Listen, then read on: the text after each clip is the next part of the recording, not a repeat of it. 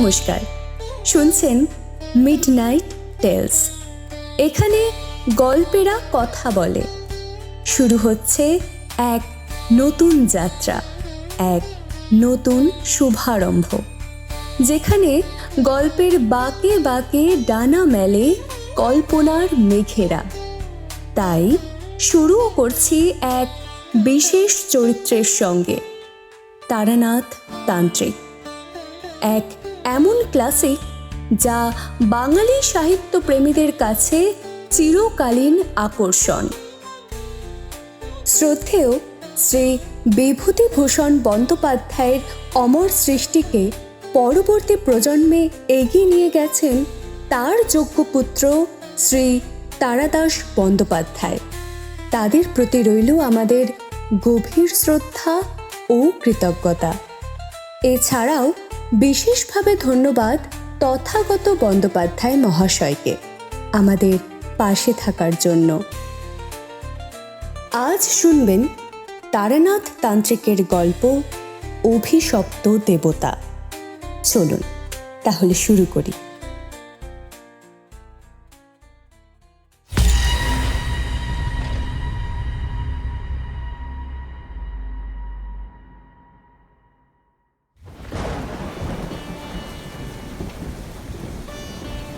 এখন বর্ষাকাল, বাইরে প্রচণ্ড পরিমাণে বৃষ্টি ও বজ্রপাত হচ্ছে। এই তো গতকালকেই সূর্যদেবের তাপে আমার প্রায় নাজেহাল অবস্থা। এখন বারান্দায় বসে চা খেতে খেতে বৃষ্টিমুখর দিনটি ভালোই উপভোগ করছি। অবশ্য এখন এই মৌসুম বা সময়ে মটলেনে বসে ঠাকুরমশাইয়ের গল্প শুনলে আরও বেশি জমজমাট ব্যাপার হতো, কিন্তু বৃষ্টির যা উপক্রম দেখছি তা সন্ধ্যের আগে থামার নয়। তাই মনে মনে একটু কষ্ট অনুভব হলো। তারপর নিজের মনকে সান্ত্বনা দিয়ে আবারও চায়ে চুমুক দিলাম। এরই মধ্যে দরজার দিক থেকে পরপর 3টি টোকা মারার শব্দ পেয়ে চমকে উঠলাম। ভাবলাম, এখন এই সময় ঝড় বৃষ্টির মধ্যে তীব্র বর্ষণ মাথায় করে কেই বা আসবে আমার কুটিরে। তারপর আবারও পরপর টোকা মারার শব্দ পেতেই উঠে দাঁড়িয়ে দরজার নিকটে গিয়ে দরজাটি খুলতেই কিশোরী চট করে ঘরে প্রবেশ করল। আমি হতভম্ব হয়ে বললাম, কিশোরী, তুমি এখন এই সময়? অবাক হয়ে তাকিয়ে থেকো না, জলদি তৈরি হও। আমি জানালা দিয়ে একবার বাহিরের দিকে তাকিয়ে বললাম, তোমার মাথাটা কি একেবারেই গেছে কিশোরী? এই বৃষ্টি ও বজ্রপাতের মধ্যে আমরা কোথায় যাব? মটলেনে বিভূতি, মটলেনে। এই বৃষ্টিমুখর দিনে ঠাকুর মশাইয়ের মুখে গল্প না শুনলে আমার অন্তত রাতে ঘুম হবে না। তাই কথা না বাড়িয়ে জলদি তৈরি হয়ে ফেলো দেখি। কিশোরীর কথাবার্তা শুনে নিমিষেই বোঝা যায় যে কিশোরী আজ আধঘাট বেঁধেই এসেছে। তাই আর কথা না বাড়িয়ে ছাতি মাথায় করে আমি আর কিশোরী বেরিয়ে পড়লাম মটলেনের উদ্দেশ্যে।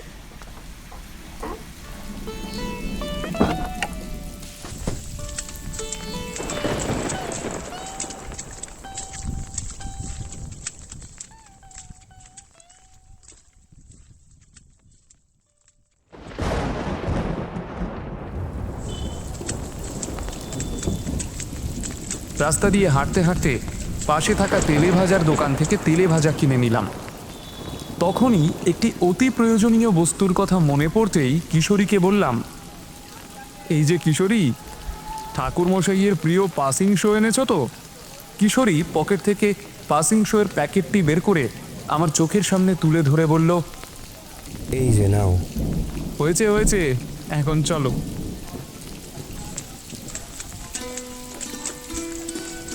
তারপর তেলে ভাজার দোকান থেকে বেরিয়ে আবারও হাঁটতে শুরু করলাম। অন্যদিকে বৃষ্টির থামার তো কোনো নামগন্ধই নেই, বরং আরও বেড়েই চলেছে। মনে মনে একবার ভাবলাম যে আজ তারানাথ জ্যোতিষীর বাড়িতে পৌঁছতে পারলে হয়। এরই মধ্যে কিশোরী বলে উঠল, বিভূতি, তাড়াতাড়ি পা চালাও, বৃষ্টির বেগ কিন্তু ক্রমান্বয়ে বেড়ে চলেছে। কিশোরীর কথা শুনে তাড়াতাড়ি পা চালাতে শুরু করলাম। হাঁটতে হাঁটতে অবশেষে তারানাথের বাড়িতে পৌঁছলাম। কিশোরী দরজায় পরপর 4 বার টোকা মারল। প্রথমবারে কেউ এসে দরজা খুলল না। তারপর আবারও টোকা মারতেই চারিমা এসে দরজাটি খুলে দিল।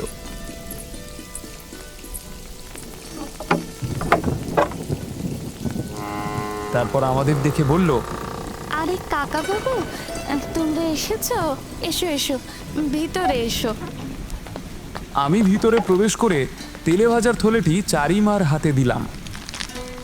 তারপর চারিমা আবারও বলল, বাবা মশাই ওই ঘরেই আছেন, তোমরা গিয়ে বসো, আমি গরম গরম চা নিয়ে আসছি। চারিমা হেসেলের দিকে ছুটল।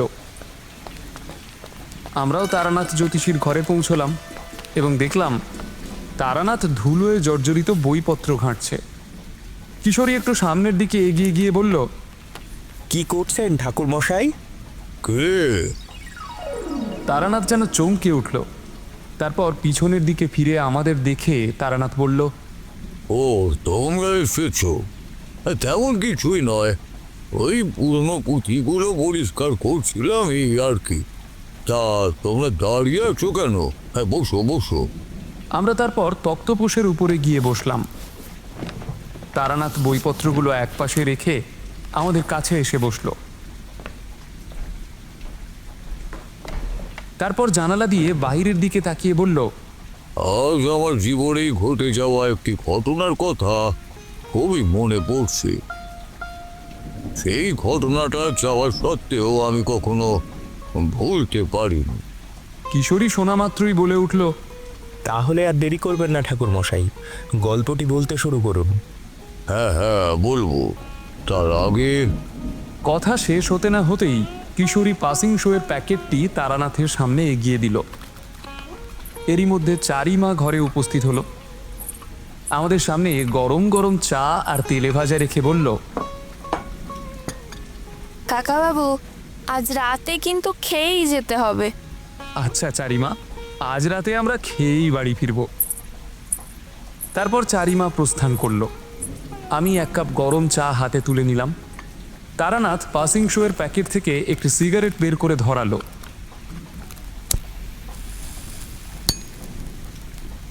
তারপর বলতে আরম্ভ করলো, আমি আমার তন্ত্র জীবনে অনেক সাধু সঙ্গ করেছি। মাঝে তো কয়েক বছর পরিব্রাজক হয়ে পথে পথে ঘুরে বেরিয়েছি। তো অনেক মাঠ ঘাট পাহাড় পর্বত পরিক্রমা করে পৌঁছেছিলাম এক অপূর্ব সুন্দর গ্রামে। কি জানো তো, ওই গ্রামটার মধ্যে না অন্যরকম একটা ব্যাপার ছিল। গ্রামটা ছিল অতিশয় মনোরম ও শান্ত। গ্রামের মধ্যে পা পড়তেই সমগ্র শরীরটা যেন শীতল হয়ে এলো। যেতে যেতে সন্ধেও ঘনিয়ে এসেছিল। আমার সাথে কিছু রাতের খাবার ছিল, তা শেষ করে তাড়াতাড়ি ঘুমিয়ে পড়লাম। শুতে না শুতেই হিমের বাতাসে চোখ জুড়িয়ে এলো। আমি একটা পুরনো ভাঙা মন্দিরের চাতালে শুয়েছিলাম। মধ্যরাতের দিকে হঠাৎ কোনো এক দৈব বলে আমার ঘুমটা ভেঙে যায়।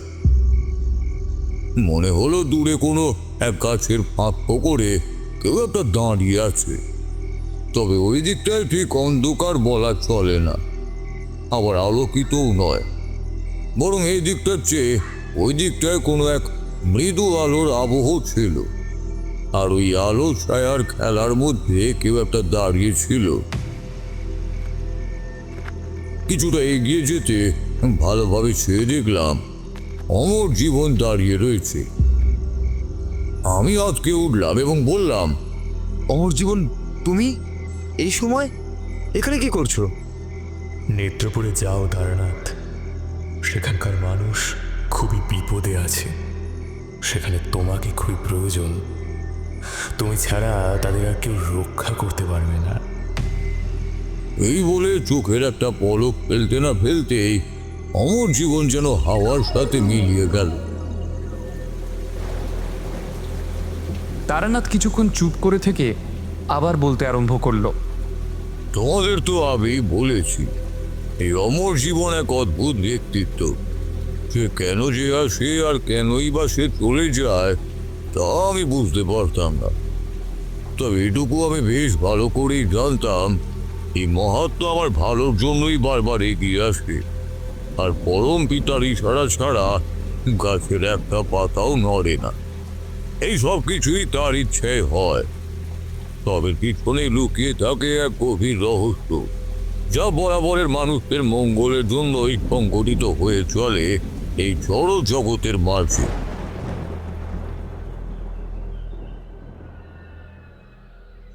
দেখতে দেখতে ভোর হয়ে গেল। সূর্যদেবকে ধীরে ধীরে উদয় হতে দেখে আমিও উঠে বসলাম। চারিদিকে পাখিরও আনাগোনা শুরু হয়েছে। ইচ্ছে হয়েছিল এই গ্রামে দুদিন থেকে যেতে, কিন্তু অমর জীবনের কথাগুলো নেহাতি উড়িয়ে দেওয়ার মতো নয়। তাই আর এক মুহূর্ত দেরি না করে হাঁটা লাগালাম নেত্রপুরের উদ্দেশ্যে।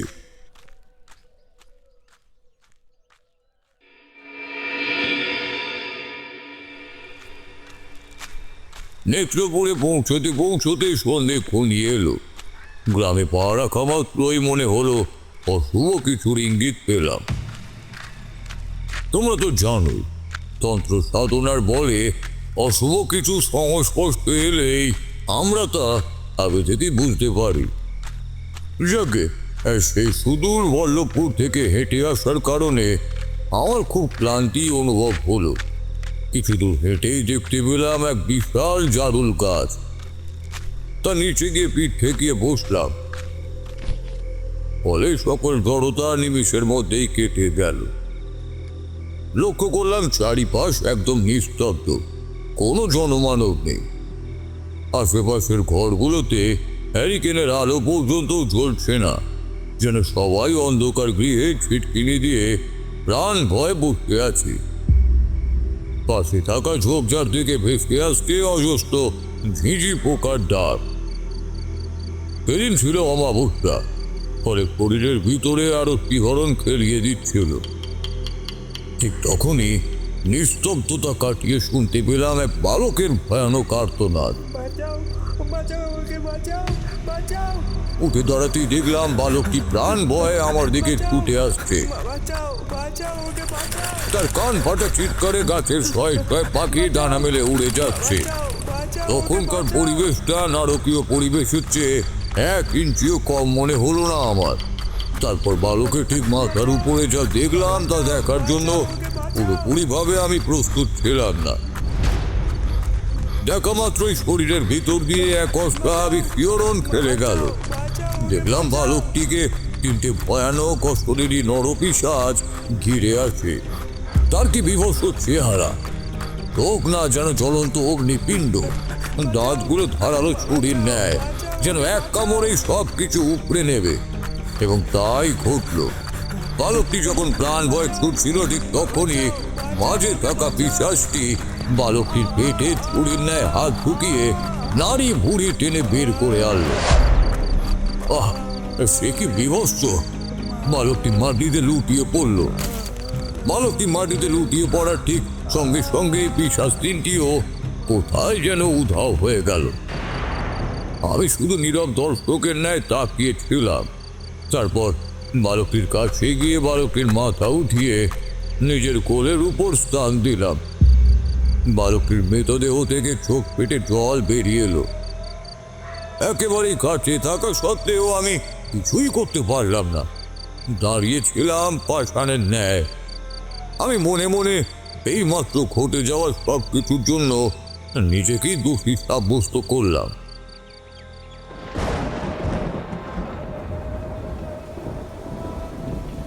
তারানাথ কিছুক্ষণের জন্য চুপ করে রইল। লক্ষ্য করলাম তারানাথের চোখের কোণে অশ্রুবিন্দু। অতীতে ঘটে যাওয়া হিংস্র ও ভয়ার্ত ঘটনাটির জন্য আজও সে নিজেকেই দোষী সাব্যস্ত করছে। তারপর চোখ মুছে আরও একটি সিগারেট ধরালো।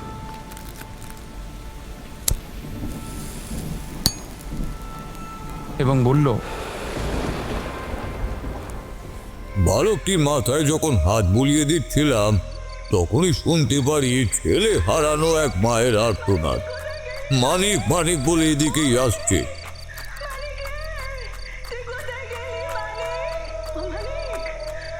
ছেলে হারানো যে কতটা যন্ত্রণাদায়ক হয় তা তোমাদের বলে বোঝাতে পারবো না। দৌড়ে দৌড়ে এ বালকটিকে জড়িয়ে ধরে কাঁদতে শুরু করলো। সে কি কান্না তার নিজের চোখে না দেখলে তোমাদের বোধগম্য হবে না।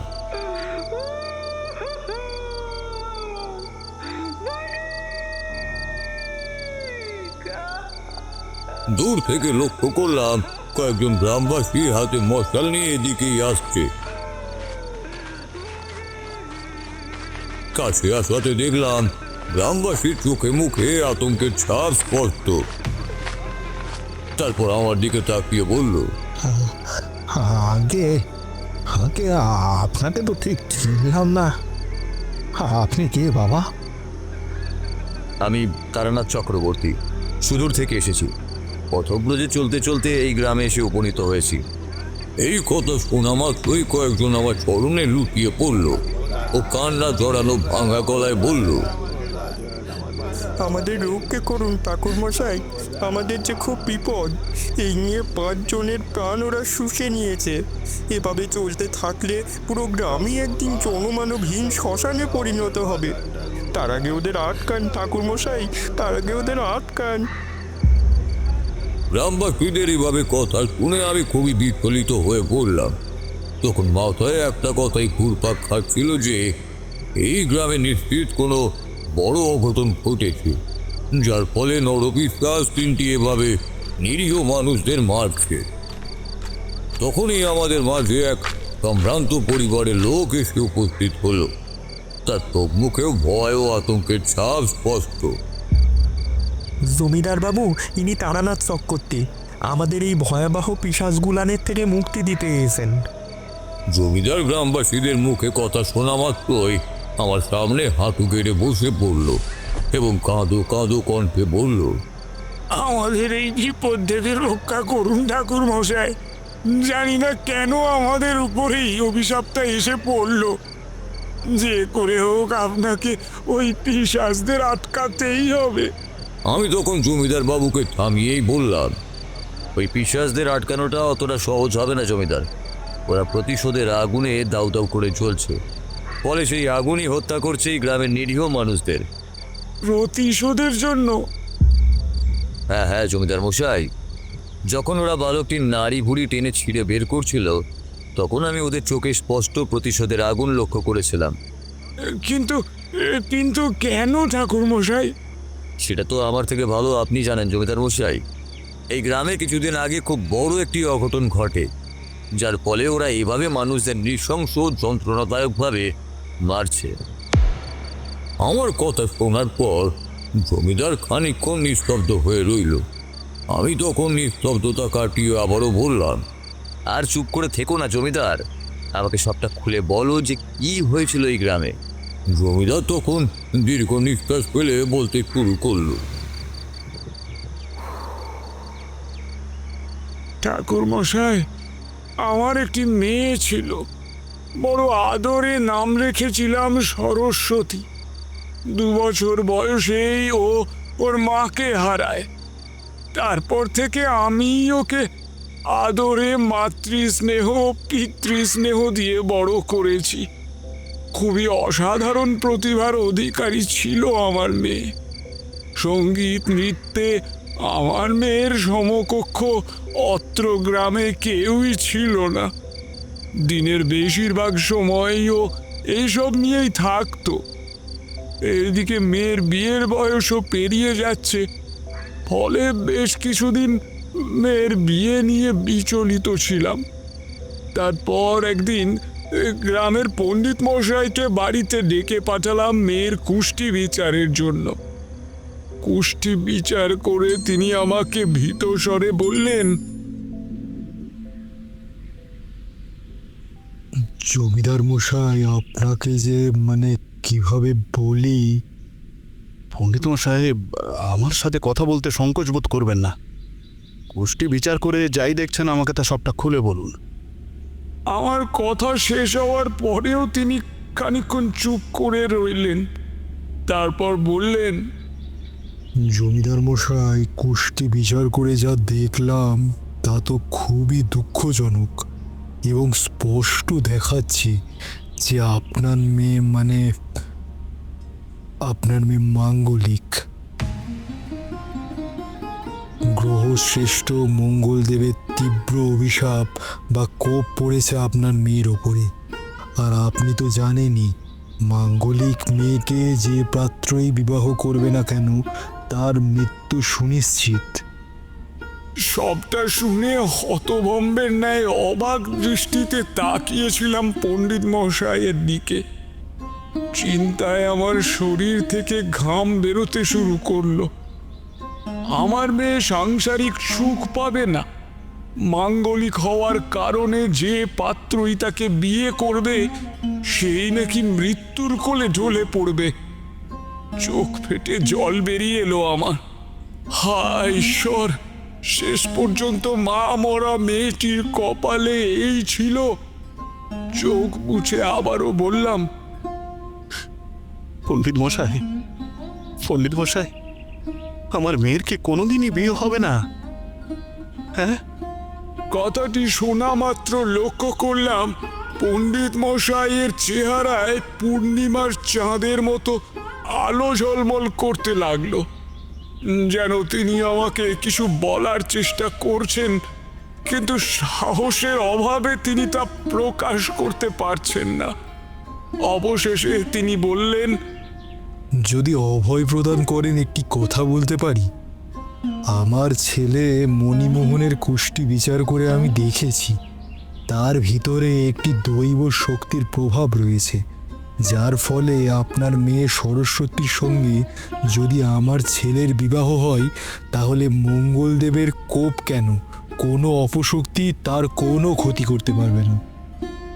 পণ্ডিত মশাইয়ের কথা শুনে আমি যেন একটু একটু স্বস্তি পেলাম। আশেপাশের 5 গ্রামের মধ্যে পণ্ডিত মশাইয়ের অনেক নাম ডাক রয়েছে। সবাই তাকে শ্রদ্ধা করে, অন্ধের মতো বিশ্বাস করে। তার মতো ভালো মানুষ দেখা আজকালকার দিনে খুবই দুর্লভ। তার গৃহে যদি আমার মেয়ে পুত্রবধূ স্বরূপ যায় তাহলে ভালো বই খারাপ হবে না। সব দিক বিবেচনা করে সিদ্ধান্ত নিলাম পণ্ডিত মশাইয়ের ছেলে অর্থাৎ মণিমোহনের সঙ্গেই সরস্বতীর বিয়ে দেব। পণ্ডিত মশাইকে বলতেই তার মুখে হাসি খেলে গেল। তিনি তৎক্ষণাৎ দিনক্ষণ দেখে জানালেন, জমিদার মশাই, আগামী বৃহস্পতিবার খুব ভালো এবং শুভ একটি দিন আছে, তাও আবার গুরুবার। মঙ্গলের প্রকোপও কম পড়বে। ঈশ্বরের কৃপায় সেদিন যদি বিবাহ সম্পন্ন হয় তাহলে ওরা সুখে শান্তিতে ঘর করবে। পণ্ডিত মশাইয়ের বলা কথায় আর বাধা না দিয়ে আমি সেই দিনেই বিয়ে দিতে সম্মত হলাম। দেখতে দেখতে বিয়ের দিন এসে উপস্থিত হলো। বড় ধুমধাম করেই আমার একমাত্র মেয়ের বিয়ে দিলাম। বেশ ভালোভাবেই দিন কাটতে লাগলো। একমাত্র মেয়ে আমার জ্ঞাতি গোষ্ঠীতেও আত্মীয় স্বজন নিয়ে কোনো বিবাদ নেই। ওর মামা বাড়ির সাথে যোগাযোগ বরাবরই ওর মা মারা যাওয়ার পর থেকে কম ছিল, তাই যা আছে সব ওরাই পেত। ছেলে সুদর্শক, সুলক্ষণ। আমি ধীরে ধীরে ওকে জমিদারির কাজও অল্প অল্প করে বুঝিয়ে দিচ্ছিলাম, কিন্তু তেমন যে আহামরি মন ছিল এমন না। আর আমি তো ছিলামই। জরুরি তো নয় এখনই সব ওকে বুঝিয়ে দেওয়া।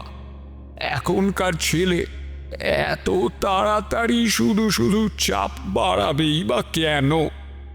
আসলে আমি এমনটাই ভাবতাম, কিন্তু বিষয়টা এতটাও সরল ছিল না।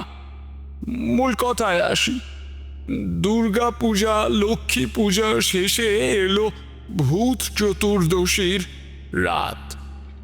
আমাদের গ্রামের সঠিক তিথি অনুযায়ী কালী পুজো হয়ে থাকে এবং আর 5টি গ্রামের মধ্যে আমরাই সব থেকে ঘটা করে পূজা করে থাকি। তাই দূর দূরান্ত থেকে বহু মানুষ আমাদের গ্রামের কালী পুজো দেখতে আসে। ভূত চতুর্দশীর রাত কাটিয়ে যখন অমাবস্যা লাগে তখন আমরা পুজো দিয়ে থাকি এবং পুজো শেষে আমরা প্রসাদ বিতরণ করে থাকি। তা সেদিন হলো কি, গ্রামের সবাইকে কম বেশি উপস্থিত দেখলাম, কিন্তু সরস্বতী ও মণিমোহনকে দেখলাম না। খুবই বিচলিত হয়ে ভাবলাম আর কিছু অনিষ্ট হয়েছে নাকি। এইসব ভেবে গ্রামেরই ছেলে গদাইকে ডেকে বললাম, গদাই, গদাই, গদাই, গদাই, পণ্ডিত মশাইয়ের বাড়িতে গিয়ে দেখতো মণিমোহন ও সরস্বতী কোথায় এবং কি করছে। দেখতে পেলে ওদের অবশ্যই আমার নাম করে এখানে আসার কথা বলবি। আমার কথা শোনা মাত্রই গদাই পণ্ডিত মশাইয়ের বাড়ির দিকে দৌড় লাগালো।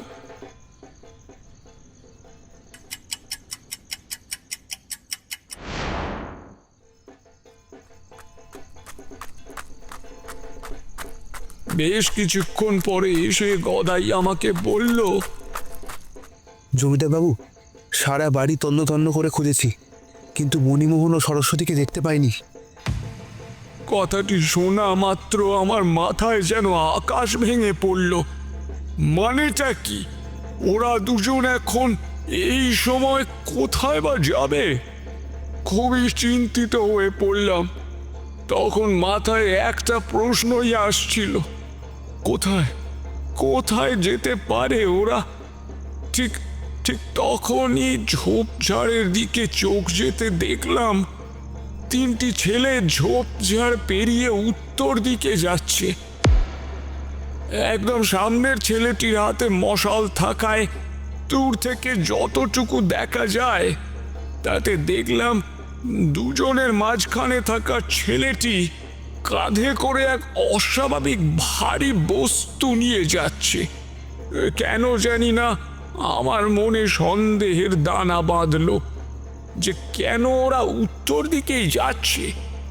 কিছু দূর হাঁটলেই তো সীমাহীন জঙ্গল আর জঙ্গল। ওদের কি গভীর জঙ্গলই গন্তব্য? কিন্তু কেন? ব্যাপারটা খুব বেশি একটা সুবিধের না থেকে কয়েকজন লেটেল নিয়ে আমিও ওদের পিছু করলাম।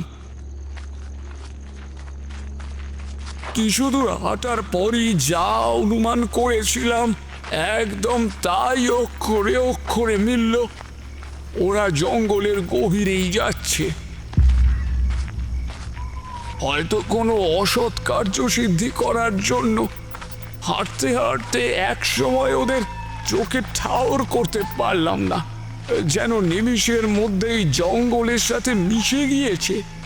ছেলেটির হাতে থাকা মশালটির আলোর ছিটে ফোঁটা পর্যন্ত আর দেখা যাচ্ছে না। চারিদিক থেকে ভেসে আসা ঝিঝি পোকা ও শিয়ালের ডাক যেন শরীরের অঙ্গ প্রত্যঙ্গকে শিহরিত করে তুলছে। এমন অবস্থায় হারুলেটেল কাঁপা কাঁপা কণ্ঠে বলল, জমিদার বাবু, ভোর চতুর্দশী রাতে এভাবে জঙ্গলে ঘুরে বেড়ানোটা উচিত হবে না। আমরা ফিরে যাই, চলুন। আমি হারুকে অভয় দিয়ে বললাম, না না হারু, এত দূর এসে পুনরায় চলে যাওয়াটা মূর্খতার পরিচয় দেওয়া হবে। আমার মন বলছে এই জঙ্গলে নিশ্চিত অনৈতিক কিছু ঘটছে। আমাদের তা খুঁজে বের করতেই হবে। হ্যাঁ হ্যাঁ, খুঁজে বের করতেই হবে। চাঁদের আলো আর পাশাপাশি মশালের তীব্র আলোতে জঙ্গলের ভিতরে আমরা হাঁটতে লাগলাম। কিছু দূর হাঁটার পর দূর থেকে লক্ষ্য করলাম মশালের তীব্র আলো জ্বলছে।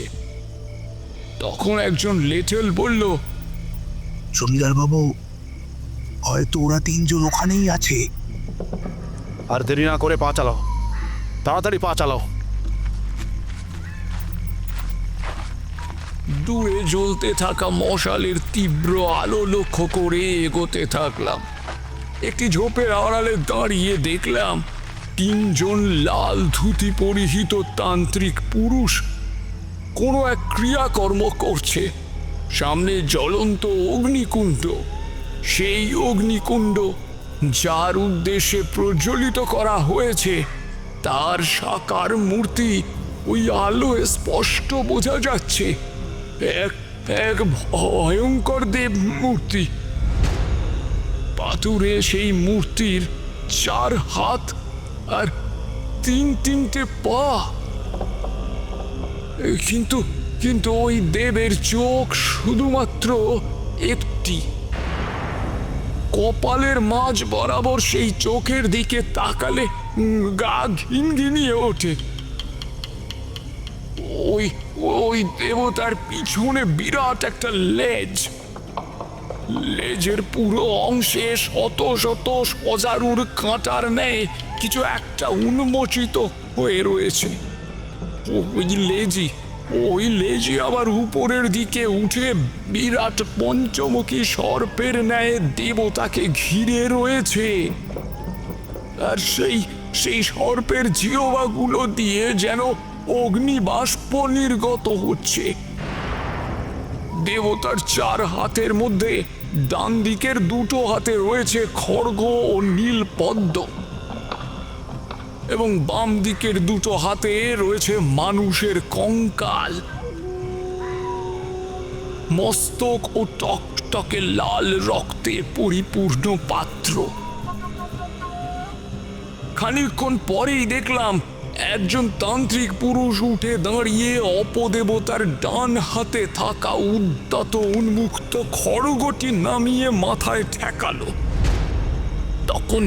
তখনই আরেকজন তান্ত্রিক উঠে গিয়ে একটি মেয়েকে নিয়ে এলো। মেয়েটির পরনে লাল বেনারসি শাড়ি, হাতে লাল চুড়ি। দেখে একদম নববধূ মনে হচ্ছে। ঘোমটার আড়ালে থাকায় মেয়েটিকে ঠিকভাবে দেখতে পেলাম না।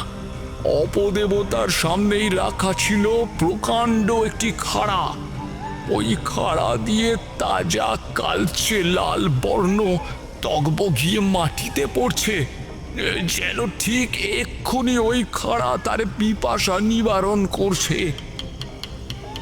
তারপরই ওই পুরুষ 3 জনের একজন তান্ত্রিক নিজের বৃদ্ধাঙ্গুল কেটে রক্ত দিয়ে মেয়েটির কপালে তিলক এঁকে খাড়ার উপরে রাখলো মেয়ের মস্তকটি। আমি তখন বিস্ফারিত চোখে চেয়ে রইলাম এবং বললাম, হ্যাঁ, আরে এই যে নরবলি হচ্ছে এখানে। না না না না, যে করে হোক ওটাকে আটকাতেই হবে। আমার তালুকে এসব অন্যায় ক্রিয়াকর্ম আমি হতে দিতে পারি না। এই বলে যখন ঝোপের পিছন থেকে বেরোতে যাব, তখন খড়গ ধরে থাকা তান্ত্রিক পুরুষটি পিছনের দিকে ফিরল। তান্ত্রিক পুরুষটির চেহারা দেখে আমি থমকে দাঁড়িয়ে পড়লাম। নিজের চোখকে বিশ্বাস করতে পারলাম না। খড়গ হাতে দাঁড়িয়ে থাকা লাল ধুতি পরিহিত তান্ত্রিক যুবকটি আর কেউ নয়, আমার জামাতা মণিমোহন। মেয়েটির দিকে তাকিয়ে এক অট্ট হাসি দিল মণিমোহন।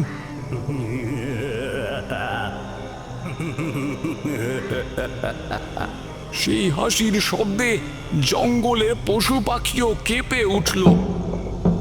অজস্র কিচিরমিচির শব্দে গাছ থেকে শয়ে শয়ে পাখি ডানা ঝাপটে উড়ে গেল। খাড়ায় রাখা মেয়ের মস্তক থেকে যখন ঘোমটা সরালো মণিমোহন, তখন লাল আবরণ সরিয়ে যেন পূর্ণিমার চাঁদ বেরিয়ে এলো। মেয়েটির চেহারা দেখে আমার চোখ বিস্ফারিত হলো। আমি পাথরের ন্যায় থমকে গেলাম। আমি কি দেখছি? এই যে আমার মেয়ে সরস্বতী। আর পাথরের মতো দাঁড়িয়ে না থেকে ঝোপঝাড় দিয়ে বেরিয়ে পড়ার আগেই আমার লেঠেল বাহিনী আমার আদেশের অপেক্ষা না করে হিংস্র নেকড়ের দলের ন্যায় ঝাঁপিয়ে পড়ল। কিন্তু শেষ রক্ষে আর হলো না। আমাদের আগেই মণিমোহন বিশাল ধারালো খড়গটি দিয়ে আমার মেয়ের মস্তকটি ধর থেকে আলাদা করে দিল। সেই রক্ত ছিটকে এসে মণিমোহনের মুখে লাগলো। মণিমোহন আমার সেই রক্ত নির্বাক হৃদয়হীন প্রাণীর মতো নিজের মুখে লেগে থাকা রক্ত বিন্দুগুলো চেটে শুষে খেলো যেন, এবং এবং আবারও সেই ঘৃণ্য জঘন্য হাসি হাসতে শুরু করলো।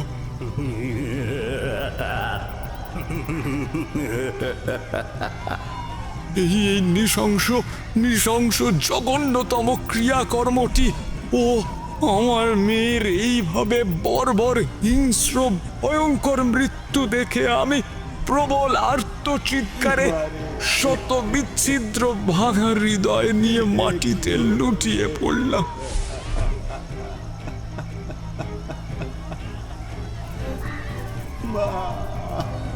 আমার চক্ষুদয় থেকে নিরন্তর ঝরতে থাকলো বাড়ি দ্বারা। ওরা তিনজনেই বিস্ফারিত দৃষ্টিতে আমার দিকে ফিরে তাকালো। রাগে দুঃখে আমার চক্ষু লাল হয়ে উঠল। আমার আদেশের প্রতীক্ষা না করেই লেঠেল বাহিনী ওদের মারতে শুরু করে। একের পর এক আঘাতে ওরা আর্তনাদের পাশাপাশি কাতরাতে শুরু করলো। হাত পা কেটে রক্ত নির্গত হতে লাগলো ওদের একটানা প্রহারের পরে এক পর্যায়ে আমরা থেমে গেলাম। হারু লেঠেল সামনে এসে বলল, জমিদার বাবু, বেটা ছেলেদের গায়ের ভিতর নিয়ে যাই, বুঝলেন? তারপর গায়ের মানুষদের সামনে শুলে চড়াবেন। হ্যাঁ হ্যাঁ, এই জানোয়ারদের দৃষ্টান্তমূলক শাস্তি দিতে হবে, যাতে এহানো জঘন্য অপকর্ম করার দুশ্চিন্তা আরো কারো মাথাতেও না আসে। আমরা যখন কথোপকথন করছিলাম তখন হঠাৎ কিভাবে যেন খেলা উল্টে গেল। আচমকা ভয়ার্থ বাঘিনীর মতো উল্টে ওরা তিনজন আমাদের উপর ঝাঁপিয়ে পড়ে। বাঘ যেমন প্রথমে নীরবে নিঃশব্দে শিকারের আকাঙ্ক্ষায় লুকিয়ে থাকে, তারপর শিকারের অসচেতনতার সুযোগে সদ্ব্যবহার করে, ঠিক তেমনই হুট করে ঝাঁপিয়ে পড়ে আমাদের উপর হঠাৎ আক্রমণে ওদের একের পর এক হিংস্র ভয়ানক আঘাতের লেঠেল বাহিনী এক এক করে মাটিতে লুটিয়ে পড়ে, অসহ্য যন্ত্রণায় কাতরাতে থাকে। সে কি আসরিক জোর! উফ! সব কিছুই এত তাড়াতাড়ি হয়েছিল যে আমরা শুধু আঘাতই সহ্য করলাম, কিন্তু কিছু করে উঠতে পারলাম না। হয়তো ওরা তিনজন হয়তো এই সুযোগের অপেক্ষায় ছিল। আমাদের মারবি? আমাদের মারবি জমিদার? তোর মেয়েকে তো আগেই ওপরে পাঠিয়েছি, এবার তোকেও পাঠাবো। মণিমোহন ভয়ার্ত হাসি দিয়ে আমার দিকে এক বিকট পাথর নিয়ে এগোতে লাগলো। আর কোনো উপায় না দেখে আমি তখন প্রাণ ভয়ে বদ্ধ উন্মাদের মতো জঙ্গলের ভিতর দিয়ে এদিক ওদিক দৌড়তে লাগলাম। তারপরে এক পর্যায়ে দৌড়তে গ্রামের ভিতরে এসে আমি অজ্ঞান হয়ে মাটিতে লুটিয়ে পড়লাম।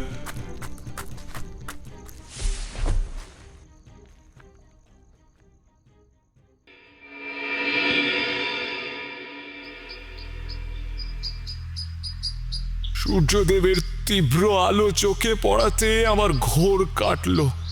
সজ্ঞানে এসেই আমার গতকাল রাতের ঘটনার কথা মনে পড়ল। তারপর বাড়িতে পৌঁছে আবারও কয়েকজন লেঠেল নিয়ে ওই গভীর জঙ্গলে সেই অপদেবতার নিকটে পৌঁছলাম। গিয়ে দেখলাম কয়েকজন লেঠেল বাহিনী এখনো মাটিতে অচৈতন্য অবস্থায় পড়ে রয়েছে, আর কয়েকজন শয়তানদের আঘাতে মারাও গিয়েছিল, কিন্তু ওদের তিনজনকে দেখতে পেলাম না। হয়তো গতকাল রাতেই এই স্থান ওরা ত্যাগ করেছে। তখন হারান লেঠেল আমার সামনে এসে বলল, জমিদার বাবু, এখন তো এদের শেষকৃত্য করতে হবে। যদি আজ্ঞা দেন তাহলে। হ্যাঁ হ্যাঁ, তাই করো। তারপর ভাঙা হৃদয় নিয়ে এগিয়ে গেলাম আমার মেয়ে সরস্বতীর মৃতদেহর দিকে। এখনো খাড়ায় বিধ্বস্ত হয়ে আছে আমার মেয়ের শরীর। শত দুঃখ কষ্ট যন্ত্রণা বুকে পাথর নিয়ে আটকে রেখে আমার মেয়ের অর্ধ বিধ্বস্ত শরীর দুই হাতে উঠিয়ে নিলাম। কিন্তু তাজ্জবের ব্যাপার এই যে চারিদিকে চোখ বুলিয়ে আমার মেয়ের মস্তক কোথাও দেখতে পেলাম না। তারপর চারিপাশ আবারও একবার দেখতে দেখতে হঠাৎ চোখ পড়ল অপদেবতার সেই ঘৃণ্য মুখের দিকে। দেখলাম অপদেবতার চোয়ালে টকটকে লাল রক্ত লেগে রয়েছে। আমাদের শরীরের ভিতর দিয়ে এক অস্বাভাবিক শিহরণ খেলে গেল। আর পাষাণের হৃদয় নিয়ে দাঁড়িয়ে না থেকে মেয়ের অর্ধ বিধ্বস্ত শরীর ও লেঠেল বাহিনীকে নিয়ে গ্রামের দিকে চললাম। সেদিনের ওই ঘটনায় আমার প্রিয় বিশ্বস্ত তিনজন লেঠেল হারু, কানাই ও বলাইকে হারাতে হয়েছিল। তাদের তিন কুলে কেউ ছিল না, তাই তাদের জন্য কেউ চোখের জলও মাটিতে পড়তে দিল না। গ্রামের সবাই পাষাণ হৃদয়ে তাকিয়ে সবটা দেখছিল। তারপর আমি আমার বাড়ির সামনে আমার মেয়ে হারু, কানাই ও বলাইয়ের শেষ ক্রিয়া কার্যটি সম্পন্ন করলাম।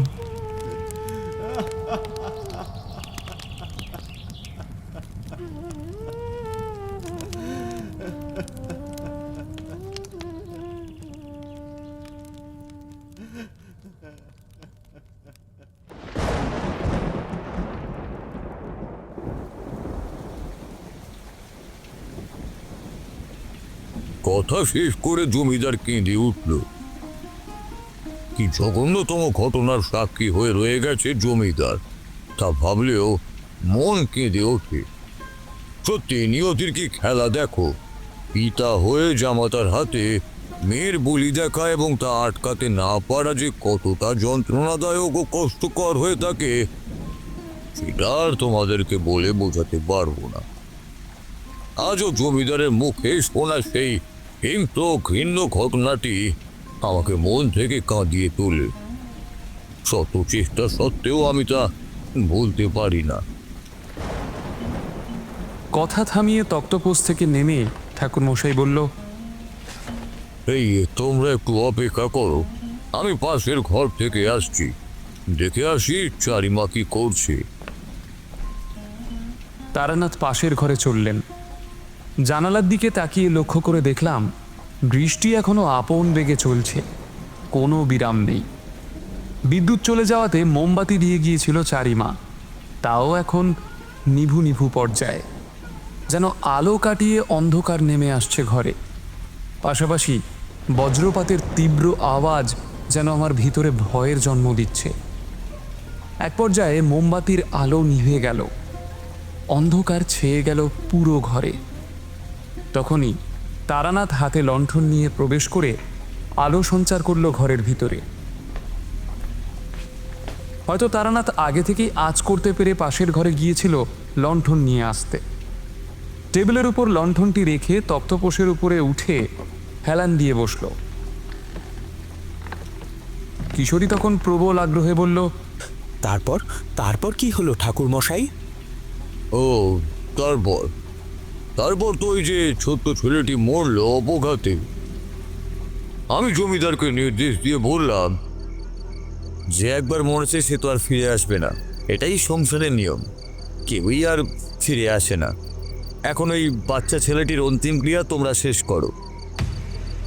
তারপর বিধি মতো ছেলেটির ক্রিয়াকর্ম শেষে জমিদার আমাকে ওনার সাথে ওনার জমিদার বাড়িতে যাওয়ার অনুরোধ জানালেন। আমিও আর না করলাম না, কারণ আমি মানুষের কল্যাণে ব্রতী। মানুষের কল্যাণার্থে যাই করতে হোক না কেন আমি করব। জমিদারের সাথে জমিদার বাড়িতে গেলাম।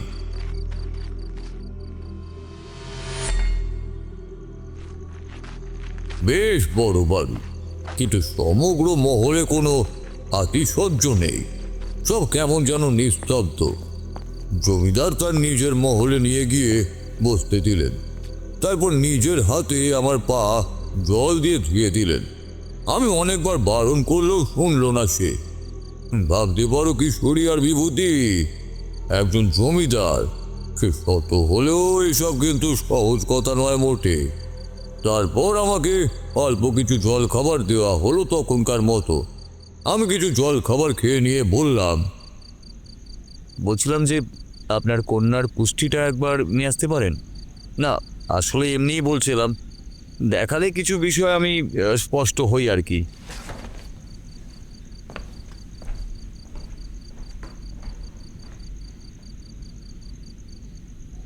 জমিদার হাতে করে কিছু একটা নিয়ে এলেন। আমাকে ওটা উনি হাতেই দিলেন। আমি খুলে দেখলাম ওটা ওনার কন্যা সরস্বতীর কুষ্টি। আমি এক মুহূর্ত দেখে জমিদারের দিকে তাকালাম। তাকিয়ে বললাম, জমিদার, আমার ধারণাই ঠিক। আসলে তোমার কন্যা বেঁচে থাকতে যদি তুমি এই বিষয়টা জানতে, তাহলে তোমার চেয়ে খুশি বোধ হয় আর কেউই হতো না। জমিদার এক দৃষ্টিতে আমার দিকে তাকিয়ে রইল, তারপর অবাক হয়ে বলল, ঠিক বুঝলাম না ঠাকুর মশাই, একটু খোলসা করে বলুন দয়া করে। শোনো, তোমার মেয়ের কুষ্টি দেখে যা বুঝলাম, তোমার মেয়ে তো খুবই সুলক্ষণা। কোনো ধরনেরই প্রতিবন্ধকতা তার জীবনে ছিল না। কিন্তু আমি এও বুঝতে পারছি উল্টে ওই ছেলে তোমার মেয়ের জীবনে সংকট বয়ে এনেছিল। তোমার মেয়ে একেবারেই মাঙ্গলিক নয়। ওই ছেলের সাথে বিবাহ হওয়াতেই তোমার মেয়ের অকাল মৃত্যু ঘটেছে। এসব আপনি কি বলছেন? এসব কি সত্য? আমি মিথ্যাচার করি না, এসব একেবারে 100% সত্যি। তুমি ওই পণ্ডিতের কথা বিশ্বাস করে চরম ভুল করেছিলে। উনি তোমাকে ভুল বুঝিয়েছে। হায় গো ঈশ্বর, আমি কি ভুল করলাম? আমি কি ভুল করলাম? বলেই জমিদার মাথা নিচু করে কেঁদে উঠলেন মনে হলো।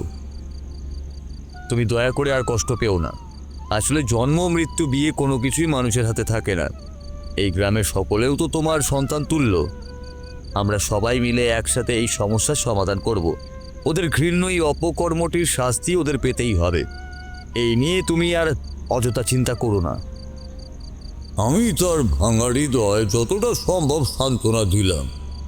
তারপরই ঘটল আরেকটি দুর্বিষহ ঘটনা। যখন জমিদারের বাড়িতে বসেছিলাম তখনই শুনতে পেলাম ভয়ানক এক আর্তনাদ। আমরা দুজনেই চমকে উঠি আর এক মুহূর্ত দেরি না করে সঙ্গে সঙ্গে বেরিয়ে পড়লাম। যা দেখলাম তা মনে পড়লে আজও গায়ে কাঁটা দেয় এবং গাটা ঘিন ঘিনিয়ে ওঠে। কি ঘৃণ্যভাবেই না মেয়েটিকে মেরেছে ওই পাষণ্ডরা, তার বলতে তোমাদেরকে আমার মুখটাও আটকে যাচ্ছে। তারপরে বলি, শোনো, দেখলাম মেয়েটি পুরোপুরিভাবে নগ্ন অবস্থায়। মেয়েটির শরীরে কোনো আবরণ নেই। নগ্ন অবস্থায় থাকা মৃত মেয়েটির শরীর দেখা মাত্রই আমি চোখ ফিরিয়ে নিলাম। মহাভারতের কুরুক্ষেত্রে যেমন পিতামহ ভীষ্মকে একের পর এক তীর বিদ্ধ করে তরসজ্জায় উপনীত করা হয়েছিল, ঠিক তেমনই পিতামহ ভীষ্মের মতোই মেয়েটির অবস্থা দেখে যে কারো শরীর কম্পিত হবে। কতগুলো ধারালো সুচাগ্র তরবারি কৃষ্ণাঙ্গ মেয়েটির নিবস্ত্র সারা শরীরে গেঁথে আছে। ঠিকরে বেরোনো রক্তের ধরনী ভিজে একাকার হয়ে আছে। গঙ্গাপুত্র ভীষ্মের ইচ্ছা মৃত্যু বর এবং প্রবল পরাক্রমের সামনে আমাদের মতো সাধারণ মানুষের তুলনাও চলে না। মেয়েটি মারা গিয়েছিল, কিন্তু ওরকম বিভৎস ভয়ানক মৃত্যু, বাবা কি যন্ত্রণাদায়ক! তলোয়ার থেকে টকটকে লাল রক্ত শ্রোতা শ্রেণীর ন্যায় গড়িয়ে পড়ছে মেয়েটির শরীর থেকে। মেয়েটির শরীরে ধারালো তরবারিগুলো একদম গিথে রয়েছে। নগ্ন শরীরে কাঁথা তরবারিগুলো এক পলক দেখেই আমার হৃদস্পন্দন থেমে গিয়েছিল। জমিদার এরপর রঘু লেটেলকে ডাক দিয়ে বলল, তুমি এক্ষুনি গিয়ে কয়েকজন মহিলাদের ডেকে নিয়ে আসো। মেয়েটার নগ্ন শরীর আবরণ দিয়ে ঢাকতে হবে। আর দাঁড়িয়ে থেকো না, তাড়াতাড়ি যাও, তাড়াতাড়ি যাও। আমি আমার শরীরে জড়ানো উত্তরীয় দিয়ে মেয়েটির শরীর ঢেকে দিলাম। লেঠেল জমিদারের আদেশ অনুযায়ী দৌড় লাগালো। খানিকক্ষণ পর ফিরে এসে রঘু দীর্ঘ নিঃশ্বাস ফেলল। দেখলাম রঘুর কপাল থেকে টপটপিয়ে ঘাম পড়ছে। মনিবের আদেশে প্রতি বাড়িতেই যে বিরামহীন দৌড়েছে তা রঘুর চেহারা দেখেই বেশ বোঝা যাচ্ছিল। জমিদারবাবু, জমিদারবাবু, গ্রামের একজন মানুষও এখানে আসতে রাজি হচ্ছে না। বলছে যে চেয়ে পড়ে মরতে চাই না বাবু। কথাটি শোনার পরে জমিদারের হাত যেন কপালে ঠেকে গেল। তারপর জমিদারের মুখ থেকে কাঁদো কাঁদো স্বরে বেরিয়ে এলো, হায় ঈশ্বর, আর কত জল জ্যান্ত প্রাণ কাটবে তুমি? তখনই একটা কর্কশ কণ্ঠস্বর শুনতে পেলাম। কেউ একটা অদেখা আড়াল থেকে হিকহিকিয়ে হাসতে হাসতে বলল,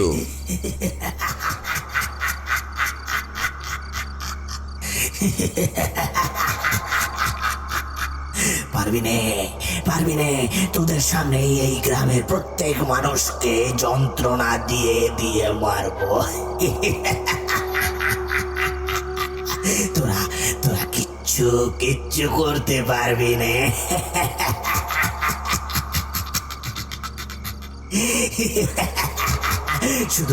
শুধু পাষাণের ন্যায় দাঁড়িয়ে দাঁড়িয়ে সবটা দেখবি।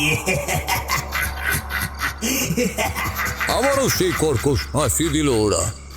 জমিদার তখন চিৎকার করে বলল, আড়ালে আবডালে ভিতর নেই লুকিয়ে কেন কথা বলছিস? সাহস থাকে তো সামনে আয় জানোয়ার, তারপর আমি তোদের দেখে নিচ্ছি। হাসির শব্দ যেন ধীরে ধীরে কমতে শুরু করলো। তারপর তীব্র বাতাসের সাথে হাসির শব্দ মিলিয়ে গেল। রঘুকে দেখলাম ভয়ে কাঁপছে। আমি তখন অভয় দিয়ে বললাম, এখন আপনারা ঘরে চলুন। মেয়েটির শেষ কৃতকার্য যত দ্রুত সম্ভব অন্তিম সৎকার করতে হবে, এ অন্যথা আর কোনো উপায় নেই। তারপর রঘু জমিদারকে বাড়িতে নিয়ে গিয়ে বসালো। আমিও তার পাশেই দাঁড়িয়েছিলাম। তারপর একটি প্রশ্ন মাথায় আসাতেই সঙ্গে সঙ্গে তাকে বললাম, আচ্ছা জমিদার মশাই, বুঝলাম বাইরে একের পর এক ঘটে যাওয়া ভয়ানক হত্যাকাণ্ডের জন্য কেউ প্রাণ ভয়ে ঘর থেকে বেরোচ্ছে না, বরং দরজায় ছিটকেটে দিয়ে বসে আছে। কিন্তু মেয়েটির বাবা মাও ওর জন্য বেরোবে না। এত পাষাণ হৃদয় হয় কিভাবে? মেয়ের মৃত্যুর খবর পেয়েও কি তারা মেয়ের নগ্ন শরীর ঢেকে বুকে আগলে ধরবে না?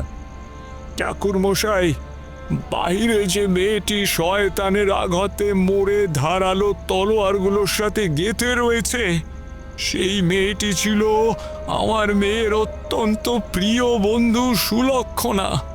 ছোটবেলাতেই ওর বাবা অবৈধ সম্পর্কে জড়িয়ে ওকে আর ওর মাকে রেখে দ্বিতীয় পক্ষের সাথে চলে যায়। তার কয়েকদিন পরে পাশের গ্রামে গিয়ে দ্বিতীয় পক্ষের সাথে স্বামীর পাতানো সুখের সংসার দেখে দুঃখে কষ্টে যন্ত্রণায় পুনরায় গ্রামে ফিরে এসে একটি বট গাছের মোটা ডালের সাহায্য নিয়ে গলায় দড়ি দিয়ে বসে। তারপর থেকেই মেয়েটি একাই জীবনযাপন করছে, তাই ওর জন্য কাঁদারও কেউ নেই। মেয়েটির বিধ্বস্ত শরীর ও জমিদারের মুখে মেয়েটির অতীতের কথা শুনে আমার কিঞ্চিত কষ্ট অনুভব হল। মনে মনে ভাবলাম, যে করেই হোক ওই 3 নরপিশাচকে আটকাতেই হবে, নচেত অনেক মায়ের কোল খালি হবে এবং মা বাবারা তাদের সন্তানদের ছাড়া জীবনের সঙ্গে লড়াই করে বেঁচে থাকাটাই অনেকটাই প্রাণহীন হয়ে যাবে। এরপর জমিদার আমাকে এই রাতের মতো শোয়ার ঘর দেখিয়ে দিল। আমিও বিলম্ব না করে ইষ্ট দেবতার নাম নিয়ে ঘুমিয়ে পড়লাম। আসলে সারাটা পথ পরিব্রাজকের ন্যায় হেঁটে আসার ফলে আমি খুবই ক্লান্ত হয়ে পড়েছিলাম। তারপরই পরপর সব ঘটনা ঘটল, তাই বিশ্রাম নেবার সময়টুকুও পায়নি। যাকে মূল কথায় আসি, সূর্যের আলোর পাশাপাশি পাখির গুঞ্জনে আমার ঘুম ভাঙল। ঘর থেকে বেরিয়ে জমিদারকে কোথাও দেখতে পেলাম না। সামনের দিকে এক পা রাখতেই শুনতে পেলাম জনসমাগমের কথোপকথন। বাড়ি থেকে বেরিয়ে দেখি মেয়েটির নগ্ন শরীর এখন আমার সেই লাল উত্তরীয় আবরণ দিয়েই ঢাকা আছে।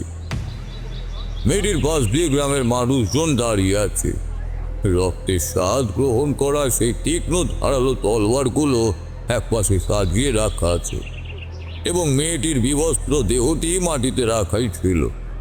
তখন জমিদার আমাকে দেখে বলল, ঠাকুর মশাই, এখন কি? জমিদারকে থামিয়েই আমি বললাম, হ্যাঁ হ্যাঁ, আর বিলম্ব না করে এক্ষুনি মেয়েটির সৎকার শুরু করে দাও। আমার কথা জমিদার আদেশ স্বরূপ নিয়ে মেয়েটির বাড়ির ঠিক সামনেই মেয়েটির শেষ কৃতকার্য সম্পন্ন করল। কৃতকার্য শেষে জমিদারকে বললাম, আচ্ছা জমিদার, আমাকে ওই অপদেবতার সামনে একবার নিয়ে যেতে পারো? জমিদার কথাটি শোনা মাত্রই যেন কেঁপে উঠল। তারপর বলল, ওই ওই অপদেবতার সামনে? হ্যাঁ, ভয় পেও না, একবার চলো। ওই অপদেবতার বর্ণনা তোমার মুখে যতটুকু শুনেছি তাতে মনে হয় আমি ওই অপদেবতাকে চিনতে পেরেছি। তবুও একবার আমাকে নিয়ে চলো, তাহলেই সব সমস্যার সমাধানের সূত্র পাবো আমরা। তারানাথ থামলেন, আমার ও কিশোরীর দিকে তাকিয়ে বললেন, অভিভূতি, ওই অপদেবতার সঙ্গে কাটানো এক ভয়ঙ্কর অভিজ্ঞতার কথা তোমাদের বরং অন্য কোনো দিন শোনাবো। সেই ঘটনা হচ্ছে আরও এক অবিশ্বাস অতিলৌকিক ঘটনা। আমাকে মনে করিয়ে দিও, কেমন? আচ্ছা, যা বলছিলাম, এরপর জমিদারের সাথে একটা জঙ্গলের পথ ধরে কয়েক মিনিট হাঁটতে হাঁটতে গিয়ে পৌঁছলাম সেই স্থানে। হ্যাঁ হ্যাঁ, আমি যা ভেবেছিলাম ঠিক তাই। এই অপদেবতা আমার খুব ভালো করেই চেনা। সে কি ভয়ঙ্কর অভিজ্ঞতা হয়েছিল সেবার। তারপর আমি জমিদারের উদ্দেশ্যে বললাম, আচ্ছা জমিদার, তুমি তোমার সামনে যে দেবতাকে দেখতে পাচ্ছ, তুমি কি জানো এই দেবতার প্রিয় ভোগ কি?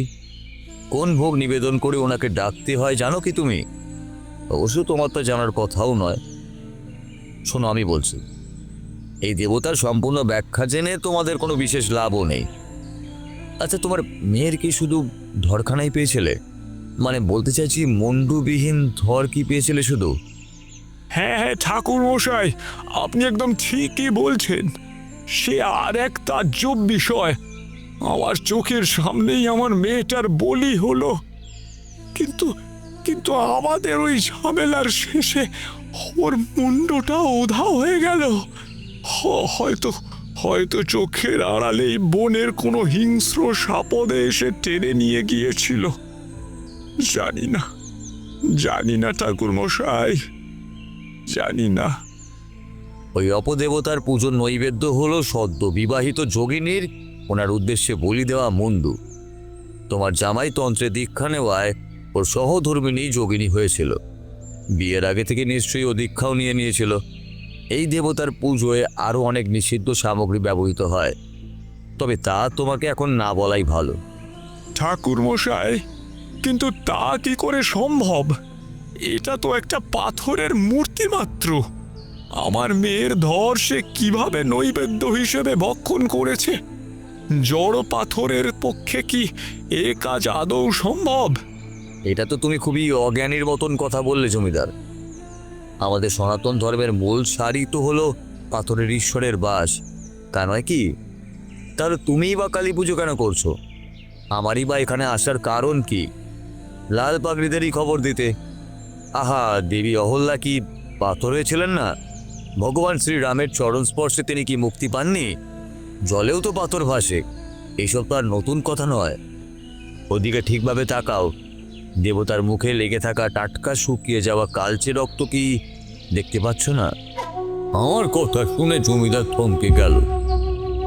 কিন্তু সেসব না হয় বুঝলাম, ওরা তো ওখান থেকে তারপর উধাও হয়ে গিয়েছিল, কিন্তু এখন এই রূপে ওদের ফিরে আসাটা ঠিক বোধগম্য হলো না। ও সেই কথা, সেটা তো আমিও ভাবছি। অনেক সম্ভাবনাই রয়েছে, কিন্তু ঠিক কি ঘটেছে তা তো আমি নিজেও জানি না। হ্যাঁ, কিন্তু কিন্তু তবে ভেবে দেখলে কিছু না কিছু তো অবশ্যই বুঝতে পারবেন। আমি তারপর এক মনে মধুসুন্দরী দেবীর নাম জপ করতে লাগলাম। দিব্য দৃষ্টিতে কল্পনার আলো আধারিতে দেখতে পেলাম এক অন্ধকার নিশ্চিদ্র গুহার মধ্যে 3টি মানুষের অবয়ব বসে ধ্যান করছে। তখন আমি সবটাই বুঝতে পারলাম যে আমাকে এখন কি করতে হবে। তারপর জমিদারকে বললাম, আজ রাতে এই গ্রামে আমি অগ্নিমন্থন যজ্ঞ করব। ফলে এই গ্রাম থেকে সকল বিপদ আপদ, কালো ছায়া, অপশক্তির প্রভাব, এমনকি সব পাপেরও নিকাশ ঘটবে। কিন্তু এই কাজ মোটেও সহজ নয়। এই যজ্ঞে যেমন প্রয়োজন হয় নানাবিধ সামগ্রীর, ঠিক তেমনই এ বড় কুচ্ছ এবং ব্যয় সাপেক্ষ। জমিদার হাত জোর করে বলল, হ্যাঁ ঠাকুর মশাই, গ্রামের মানুষের কল্যাণার্থে আমি সব কিছু করতে প্রস্তুত। আপনি শুধু আদেশ করুন। বেশ বেশ, তাহলে এখন গ্রামের দিকে ফেরা যাক। আমরা তখনই সেই অন্ধকার গভীর জঙ্গল থেকে বেরিয়ে এলাম। হাঁটতে হাঁটতে জমিদার বলল, ঠাকুর মশাই, আপনি ধ্যানে কি দেখলেন? ওদের সম্পর্কে কি কিছু জানতে পেরেছেন? হ্যাঁ, দেখলাম কিছু অস্পষ্ট খণ্ডচিত্র। তবে ওই রাতে ওরা 3 জন প্রায় সিদ্ধি লাভ করেই ফেলেছিল। ওদের শক্তিও কিছু কম নয়। আর সেদিন দেখোনি, বিধ্বস্ত অবস্থাতেও কিন্তু ওরা উঠে তোমাদের পাল্টা আক্রমণ করে। অত শক্তি কোথা থেকে এসেছিল ওদের মধ্যে? এতজন লেঠেলকে নাজেহাল করে ছাড়ল। স্বয়ং ওই দেবতার শক্তি ওদের আরও বেশি শক্তিশালী করে তুলেছিল। ফলে হাজারো চেষ্টা সত্ত্বেও তোমরা ওদের কিছুই করতে পারোনি। আর অন্যদিকে ওরা তান্ত্রিক হওয়ার কারণে এক বিশেষ তন্ত্র বলে প্রতিদিন রাতে একটি বিশেষ সময় সূক্ষ্ম শরীরে গ্রামে এসে হত্যালীলা চালায়। তবে ওরা চাইলেই সূক্ষ্ম শরীর ধারণ করতে পারে না। তাহলে এখন যজ্ঞের আয়োজন শুরু করে দিই ঠাকুর মশাই। আর সারাদিন ধরে যজ্ঞের আয়োজন শেষে অবশেষে সেই মহেন্দ্র খন এসে উপস্থিত হলো। যজ্ঞে বসার আগে পুরো গ্রামে রক্ষা বন্ধনী দিয়ে রেখেছিলাম, যাতে ওই বিভীষিকারা যজ্ঞে কোনো রকমভাবে বাধা বা অনিষ্ট কিছু না করতে পারে। যজ্ঞের প্রয়োজনীয় সমস্ত উপকরণ জমিদার ঠিকঠাক মতোই এনেছিল। তাই আর বিলম্ব না করে যজ্ঞ শুরু করলাম। জয়ন্তী মঙ্গলকালী ভদ্রকালী কপালিনী দুর্গা শিবা ক্ষমাদাত্রী স্বাহা স্বদা। মন্ত্র বলতে বলতে হঠাৎ এক অস্বাভাবিক সংকেত পেয়ে মুখ আটকে গেল আমার। বুঝলাম ওই 3 নরপিশাচ রক্ষা বন্ধনী ভেঙে গ্রামের ভিতরে প্রবেশ করেছে। তা অবশ্য আমি আগে থেকেই আন্দাজ করতে পেরেছিলাম, কারণ এক সাধারণ আত্মার পক্ষে ওই রক্ষা বন্ধনী ভেদ করা একেবারেই সম্ভব ছিল না। কিন্তু ওরা আত্মা স্বরূপ একজন তান্ত্রিক, তাই ওদের কাছে রক্ষা বন্ধনী ভেদ করা তেমন কোনো বড় ব্যাপার ছিল না। আমি তারপরও মন্ত্র থামালাম না, বলতে থাকলাম। এক পর্যায়ে যজ্ঞের আগুন থেকে নির্গত হলো অমৃত স্বরূপ এক পাত্র জল, যা খেলেই কোনো রকম শয়তান তাদের আর কিছুই করতে পারবে না। কিন্তু কোনোভাবে যদি অমৃত স্বরূপ জল শয়তানের হাতে লেগে যায়, তাহলে সেই শয়তান আরো অধিকতর ভয়ঙ্কর হয়ে উঠবে, আর তাকে বিনাশ করাটা এক প্রকার অসম্ভব। যজ্ঞের আগুন থেকে নির্গত জলের পাত্র হাতে নিয়ে গ্রামবাসীকে তখন দিব্য জলের গুণাগুণ সম্পর্কে বললাম। শোনা মাত্রই সবার আমার নামে জয়ধ্বনি দিতে লাগলো। আমি তাদেরকে থামিয়ে বললাম, এবার একে একে করে সবাই এসো, এই দিব্য জল তোমাদের মুখে দিই। তারপর মুক্ত পাখির মতো ডানা মেলে উঠতে পারবে তোমরা। কোনো অপশক্তি তোমাদের চুলও বাঁকাতে পারবে না। তারপর একে একে করে এগিয়ে এলো। 5-6 জনের পর 3 জন যুবক কাছে আসতেই আমার অপশক্তির প্রভাব অনুভব হলো। তোমরা তো জানোই তান্ত্রিক হওয়ার সুবাদে কোনো অপশক্তি আমার নিকটে আসলেই তা বুঝতে আমার আর দেরি হয় না। তারপর যুবকটিকে যখন জল খাওয়াতে যাব, তখন সেই যুবক এক হ্যাঁচকা টানে আমার থেকে ওই দিব্য জলের পাত্র নিয়ে গেল। তারপর চোখের সামনে ওই যুবক মাটিতে পড়ে গেল এবং তার ভিতর থেকে বেরিয়ে এলো সেই দুরাচারী প্রেতাত্মা। দিব্য জলের পাত্র নিয়ে ওরা সেই ভয়ানক হাসি হাসতে লাগলো। গ্রামবাসীরা তা দেখে কাঁপতে শুরু করলো এবং মুখে বিড়বিড় করে মা কালীর নাম জপ করতে লাগলো। সবারই চোখে দেখলাম ভয়ের ছাপ স্পষ্ট। তারপর ওদের মধ্যে থেকে একজন কর্কশ কণ্ঠে বলল,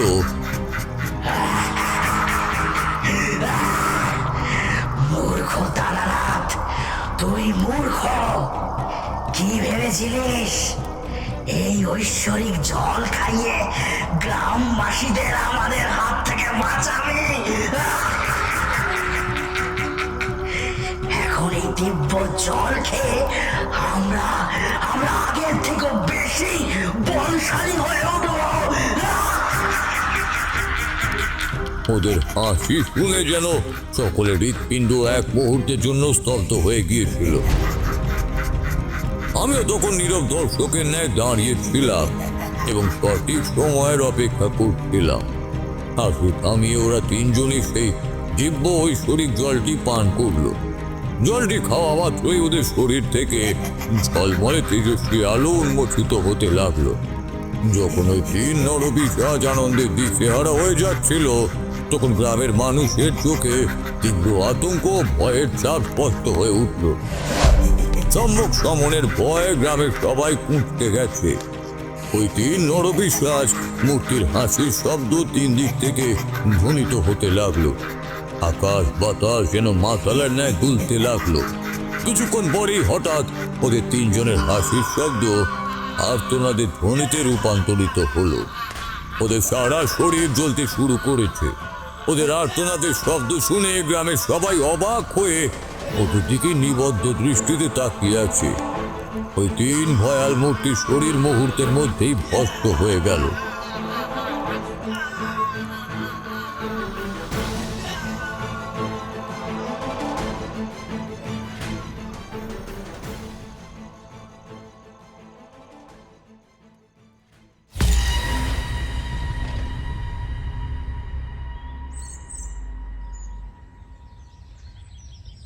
আকাশে সব কালো মেঘ সরে গিয়ে দেখা দিতে লাগলো নতুন এক আলো। নতুন প্রভাতের এক অপূর্ব আলোয় ভুবন ভরে উঠল। প্রভাকরের শত পাপ বিনষ্ট করার আলোক শক্তি প্রকাশের সাথে শুরু হলো বৃষ্টিও। গ্রামের সবাই যেন নতুন উদ্দীপনার আনন্দে মেতে উঠল। এক খুশির জোয়ার বইতে লাগলো পুরো গ্রামে।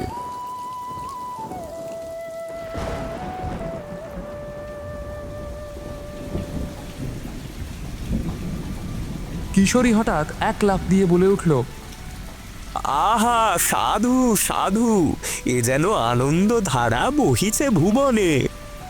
আমারও তারানাথের মুখ উজ্জ্বল হয়ে উঠল। তারানাথের মুখের বলিরেখার পাশে ফুটে উঠল এক প্রশান্তির হাসি।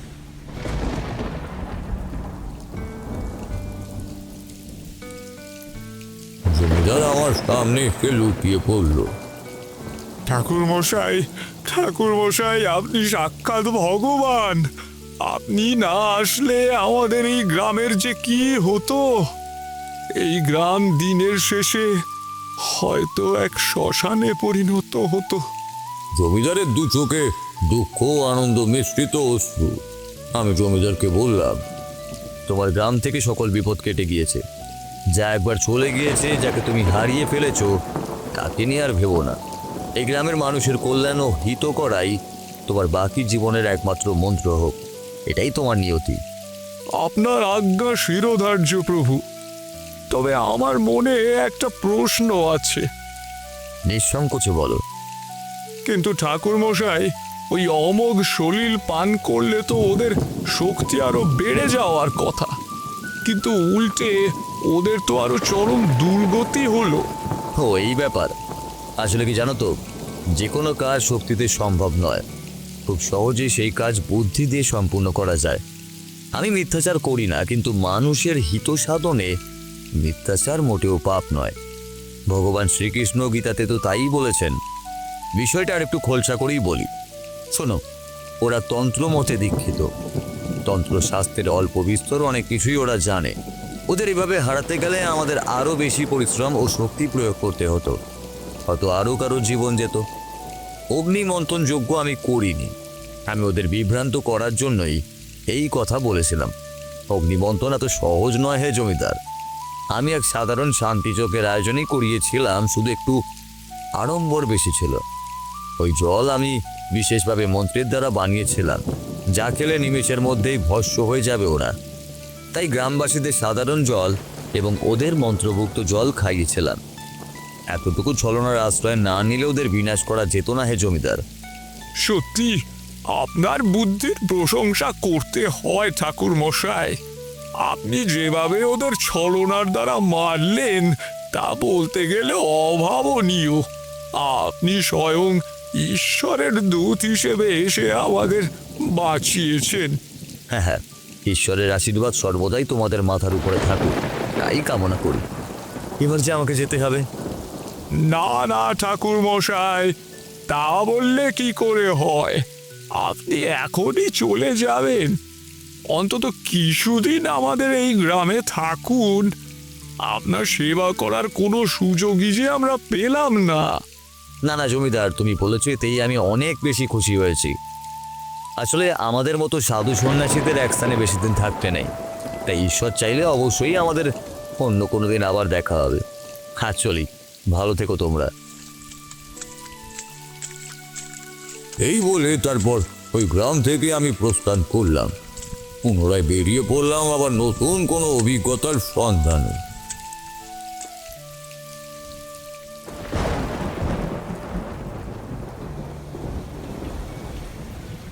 আজকের মতো গল্প তাহলে এখানেই শেষ। বাহ, আজকের কাহিনীটা বেশ রোমাঞ্চকর ছিল।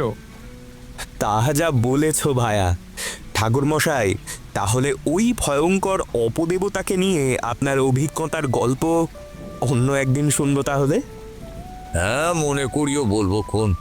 আসলে ওরকম পাষাণের খিদে সকলের উদরেই থাকে। এই ধরো না তোমরা, আমার কাছে এত কষ্ট করে কেন ছুটে আসো? গল্প শোনার খিদে। আমরা এই তান্ত্রিক পথে যারা বেরিয়ে পড়ি একবার, তারা পাষাণের চেয়েও কম কঠিন হৃদয় নিয়ে বের হই না। এর বিভিন্ন ভাগ আছে। ওই ছেলে তিনটিরই কথা ভাবো না, নিজের স্ত্রীকে বলিদান দিতেও পিছু পা হয়নি। এরকম আরও উদাহরণ আছে। এর চেয়ে অনেক ভয়ানক উদাহরণ ও প্রতিক্রিয়া রয়েছে এই ধরাধামে। মা কালীকেও হার মানতে হয় বারবার এই সকল আসরিক তন্ত্রক্রিয়ার সামনে। আসলে ভক্তি মার্গই শ্রেয়, কিন্তু এই তন্ত্র হচ্ছে বিজ্ঞানের অন্যতম সমৃদ্ধ শাখা। আমার কথাই চিন্তা করো, আমি কি হুট করে এই পথে বেরিয়ে পড়তে পেরেছিলাম? সব সাধনা থেকে শুরু করে প্রতিটি পদক্ষেপে আমাকে হতে হয়েছে পাথরের চেয়েও বেশি দৃঢ়। একটা বড় দীর্ঘশ্বাস ফেলে তারানাথ বলল, বাইরে বৃষ্টি এখন নেই বললেই চলে, তোমরা বরং বেরিয়ে পড়ো। আমরা আরও মিনিট দুয়েক চুপচাপ বসে থেকে ছাতাখানা নিয়ে বেরিয়ে পড়লাম।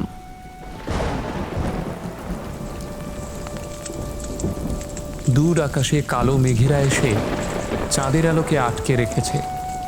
সহস্র জ্যোতিষ্ক পৃথিবীর বুকে ম্রিয়মানের ন্যায় জ্বলছে। বুকের কোনো এক কোণে জমে থাকা ধূসর ভেজা কাঠ জ্বালানোর কালো ধোঁয়ার ন্যায় কোনো এক অজানা ভয় নিয়ে আমরা নিঃশব্দে পথ চলতে থাকলাম।